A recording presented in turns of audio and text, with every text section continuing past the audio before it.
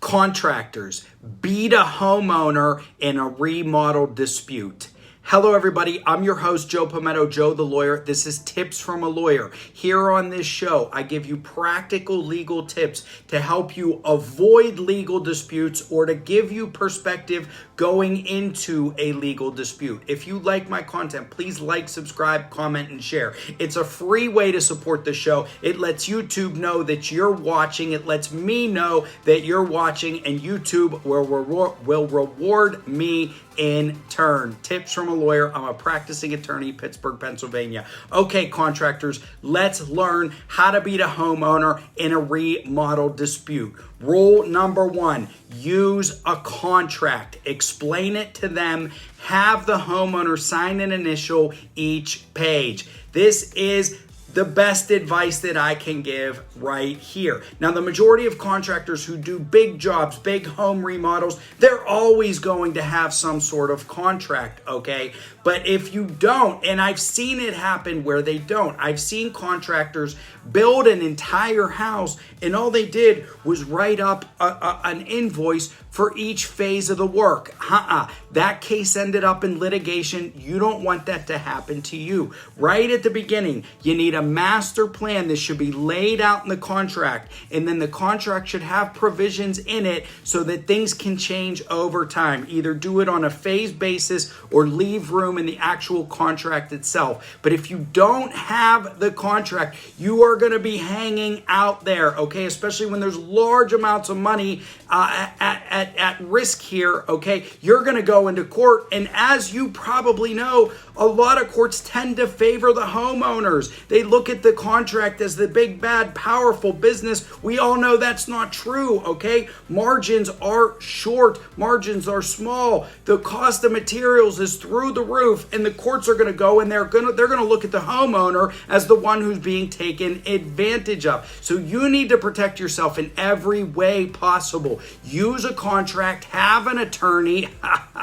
Yeah, right? Have an attorney. If you're in Pennsylvania, I can help you. Other states, no. Have an attorney look over that contract, get a rock solid one, and you should have different contracts for different types of jobs. Small jobs, 1 to 2 pages. Okay, big jobs, you might have a long contract, but trust me, it's all worth it in the end. Number 2, follow local rules. This is especially true when drafting the contract itself. But as I said in my video that helps out homeowners, okay, there are powerful laws in most states that apply specifically to contractors who work on homes and home improvements, and also homeowners in their role as consumers.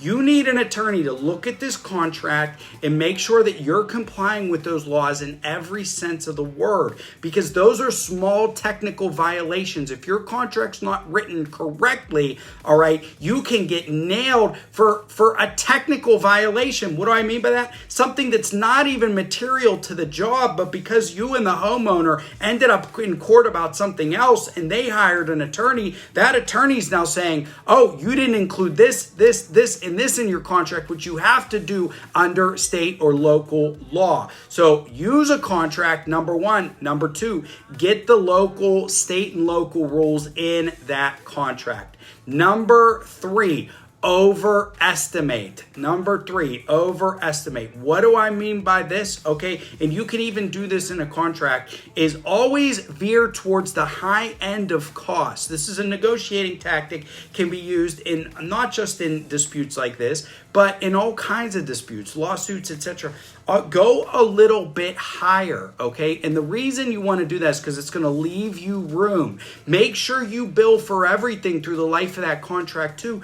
And if you don't want to, at the end of the day, when you're settling up with the homeowner, okay, you can knock a couple things off and it'll look very generous, all right, and very fair, and it'll give you some breathing room. If you say, well, here was the cost for the paint, here was the cost for every material I used, even let's say it's something that you had sitting in your shop that you didn't have to pay for, it's from another job.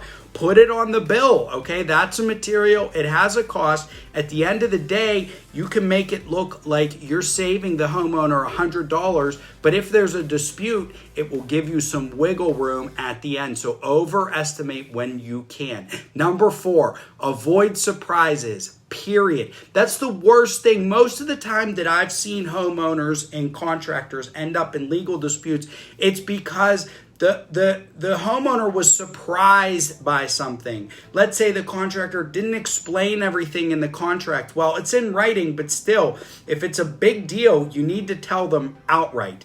Before you buy materials, before you spend extra costs, let the homeowner know. Avoid surprises at all costs. This may take some extra time, and you're going to have to communicate on things that you may not think are a big deal, but little things can add up over time. So don't surprise that homeowner, and you will get the job done, and you won't have to go to court to get your money. Number 5, do the work in a quick and workmanlike fashion, okay? Delays are the father of all lawsuits. Delays are the father of all of these types of lawsuits. I've litigated many of them on the contractor side and on the homeowner side, okay? And most of the time when we're going into court, the job's still not done. The job is still not done. We're going into court. It's been going on for 6 months, a year. The job's not done. It's unbelievable every single time.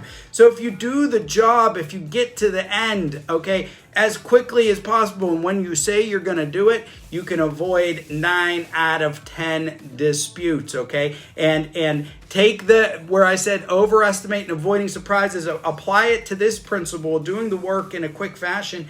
Overestimate your time.